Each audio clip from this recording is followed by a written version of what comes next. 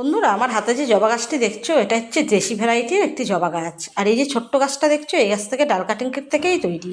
আর এই গাছ থেকে ডাল কাটিং করে যে আরও একটি জবা গাছ রেডি হয়ে গেছে, দেখো অনেকটা বড়ও হয়ে গেছে।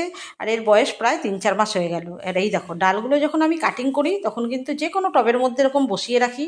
তবে সব কাটিং থেকে যে চারা তৈরি হয় তা কিন্তু নয়, তো কিছু কিছু কাটিং থেকে চারা তৈরি হয়ে যায়।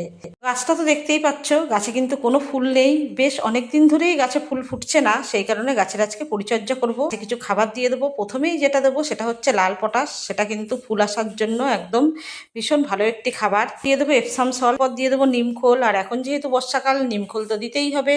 এছাড়াও দিয়ে দেবো শিংকুচি, তারপর দিয়ে দেবো হাড় গুঁড়ো। আর এরপর আমি 4-5 দানা করে ডিএপি দিয়ে দেবো। আর তারপর দিয়ে দেবো সিঙ্গেল সুপার ফসফেট।